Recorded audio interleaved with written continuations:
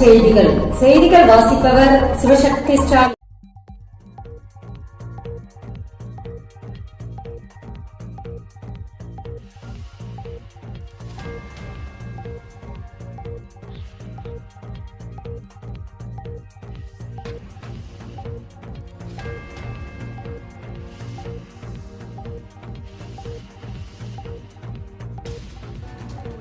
பத்து மற்றும் 12ஆம் வகுப்பு மாணவர்கள் விடைத்தாள் நகலை 3 மாதத்திற்குள் பெறலாம்.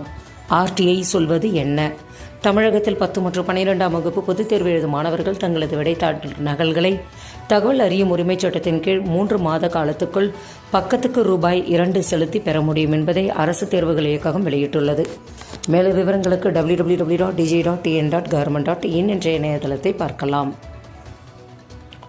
பள்ளிக்கல்வித்துறையில் 7499 தற்காலிக பணியிடங்களை நிரந்தர பணியிடங்களாக மாற்றம் செய்து அரசாணை வெளியீடு. பள்ளிக்கல்வி தற்காலிக பணியிடங்கள் 10 ஆண்டுகளுக்கு மேலாக தொடர் நீட்டிப்பு ஆணை பெற்று வரும் தற்காலிக பணியிடங்கள் தொடர்வதன் அவசியத்தை ஆராய குழு அமைக்கப்பட்டுள்ளன.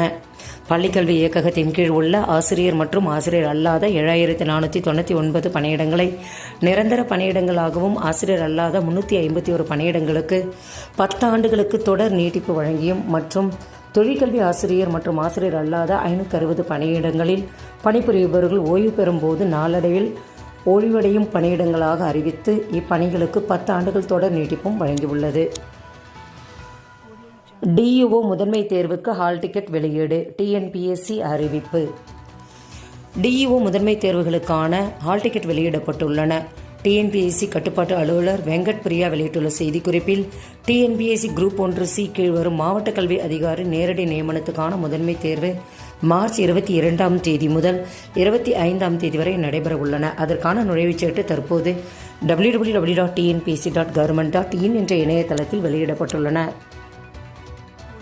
டான்செட் CTAT நுழைவுத் தேர்வுக்கு விண்ணப்பிக்கலாம். அண்ணா பல்கலைக்கழகம் அழைப்பு. டான்செட் CTAT நுழைவுத் தேர்வுகளுக்கு மார்ச் 16 முதல் ஏப்ரல் 10ஆம் தேதி வரை விண்ணப்பிக்கலாம் என அண்ணா பல்கலைக்கழகம் தெரிவித்துள்ளது. மேலும் விவரங்களுக்கு www.annauniversity.com என்ற இணையதளத்தை பார்க்கலாம்.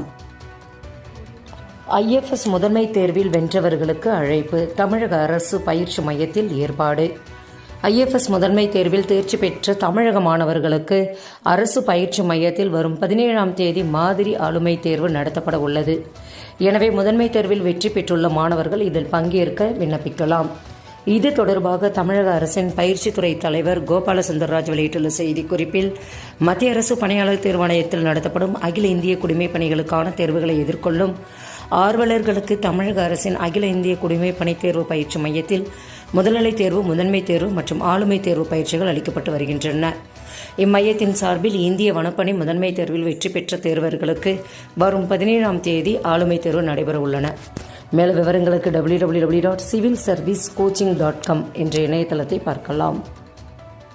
செய்திகள் நிறைவடைந்தன. வணக்கம்.